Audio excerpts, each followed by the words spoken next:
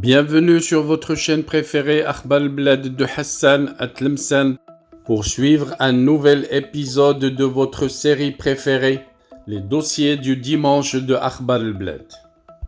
Le dossier de ce dimanche, on va le réserver à la prochaine visite de la première ministre française à Alger. Que vient-elle faire à Alger? Va-t-elle prendre ce qui reste du gaz des Algériens? Et à quel prix? Et si le gaz que va prendre la France va être destiné à l'exportation vers d'autres pays européens, comme l'Allemagne, pourquoi le régime dictateur algérien autorise cette action qui va empêcher l'Algérie de bénéficier directement des recettes de son gaz et son pétrole, vendre du gaz à l'Espagne à très bas prix, avec le risque qu'elle le revende au Maroc? Le Maroc qui pourtant acceptait les prix du marché sans rien réclamer. Vendre du gaz à la France gratuitement, avec le risque que Paris le revende à très haut prix à l'Allemagne, l'Allemagne qui n'est pourtant pas un pays ennemi. Pourquoi toutes ces concessions de la part des dictateurs militaires qui ont déjà épuisé l'économie algérienne par leurs dépenses et les gabegies de leurs enfants et leurs épouses, qui sont installés dans les capitales européennes complètement déconnectés du quotidien vécu par le peuple algérien? Y a-t-il un secret derrière tout ça? Que cachent les caporaux de la France érigés en généraux pour sucer le sang des Algériens? C'est de tout ça dont on va parler dans cet nouvel épisode de vos dossiers préférés du dimanche de Akhbar al-Blad. Mais pas avant de vous rappeler de ne pas oublier de vous abonner à votre chaîne préférée Akhbar al-Blad de Hassan Atlemsan. Et si vous êtes déjà abonné, n'oubliez surtout pas de cliquer sur la cloche pour être sûr de recevoir à chaque fois qu'il y a une nouvelle vidéo, à chaque fois qu'il y a un nouveau direct et à chaque fois qu'il y a une nouvelle information sur Akhbar al-Blad, un bip qui vous avise et qui vous invite à y aller. Bonjour et bonne fin de semaine. Y a-t-il un secret derrière tout ce que cachent les caporaux de la France, érigés en généraux pour sucer le sang des Algériens? Car après Emmanuel Macron qui est venu en août, c'est au tour d'Elisabeth Borne de venir dévaliser l'Algérie et décrocher plus de concessions le mois prochain de la part des caporaux mercenaires des services secrets français. La première ministre française se rendra en Algérie les 9 et 10 octobre pour concrétiser avec son homologue algérien Ayman Ben Abdelrahman en comité intergouvernemental le partenariat conclu entre les présidents des deux pays fin août dernier. Concrétisant la déclaration conjointe d'Alger pour un partenariat renouvelé entre l'Algérie et la France, adoptée à l'occasion de la visite du président français Emmanuel Macron fin août, les membres des gouvernements français et algériens se réuniront pour réaffirmer leur détermination à promouvoir l'amitié entre la France et l'Algérie et approfondir la coopération bilatérale dans les domaines d'intérêt commun selon la même source. Des annonces seront faites prochainement sur une possible augmentation des livraisons de gaz algérien en direction de la France, en pleine crise énergétique alimentée par la guerre en Ukraine, avait aussi précisé le porte-parole du gouvernement Olivier Véran au lendemain de la visite d'Emmanuel Macron en Algérie, qui s'était félicité qu'Alger aide à la diversification des approvisionnements en gaz de l'Europe, comme si la France était l'Europe tout entière, ou comme si c'était une subordination de l'Algérie au pouvoir central de Paris, des actes bizarres argumentés par des déclarations plus bizarroïdes.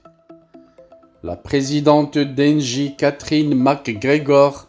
faisait partie de la délégation officielle lors de la visite du président Macron à l'occasion de la conclusion d'un accord entre Engie et la Sonatrach sur le prix du gaz livré au groupe français, Les deux entreprises avaient annoncé leur intention d'étendre leur partenariat sur le gaz naturel liquéfié et le gaz naturel. Madame Borne, accompagnée de plusieurs membres du gouvernement français, co-présidera avec son homologue algérien Ayman Ben Abdelrahman la 5e session du comité intergouvernemental de haut niveau, a précisé Matignon. Et pour mettre un peu de sucre sur cette facture salée que va payer l'Algérie en gaz, on ne peut s'empêcher d'annoncer que la jeunesse des deux pays sera au menu de ce comité intergouvernemental de haut niveau, comme si la jeunesse algérienne va recevoir chacun dans ses poches une part des recettes de ce contrat de gratification fait à l'Élysée.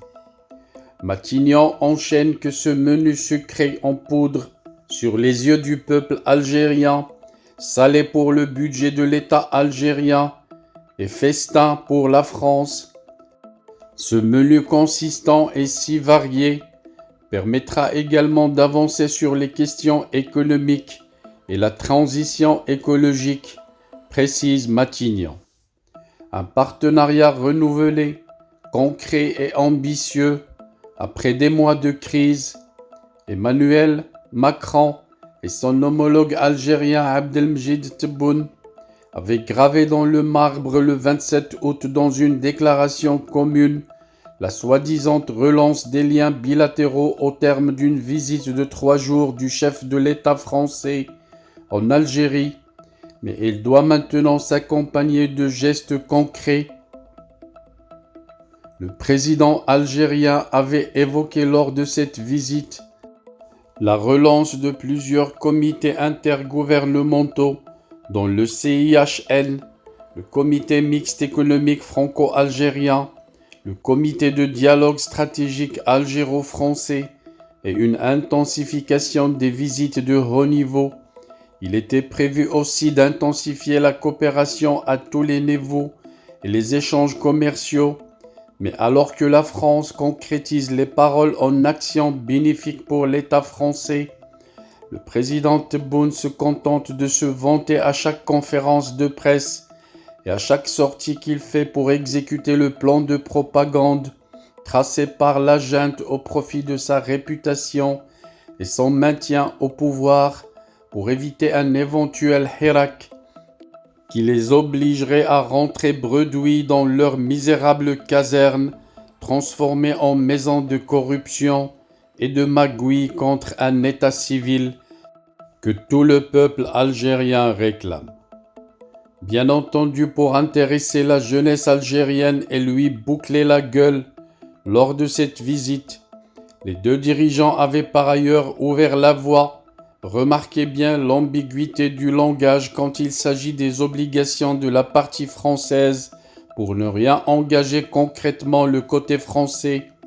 Ils ne disent pas qu'ils vont assouplir,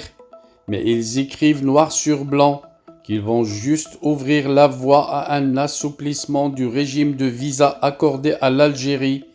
en échange d'une coopération accrue d'Alger. Remarquez la rigidité du mot. Une coopération accrue d'Alger dans la lutte contre l'immigration illégale. Sur le sujet sensible de la mémoire de la colonisation et de la guerre d'Algérie, une commission d'historiens algériens et français doit également être installée pour examiner sans tabou les archives des deux pays, une façon de dire que ce point sera relégué à l'histoire de la simple histoire, une histoire de continuer à maintenir le mensonge pour maintenir les mercenaires de la France au pouvoir en Algérie. Pauvre Algérie, pauvre peuple algérien, l'ordre du jour de la prochaine visite de la France en Algérie est d'achever l'Algérie, d'achever les ressources et les richesses du peuple algérien, tout en maintenant les pauvres Algériens sous les bottes des derniers pieds noirs, encore en activité sous la Légion française, pour garder la main mise sur une ancienne colonie pour laquelle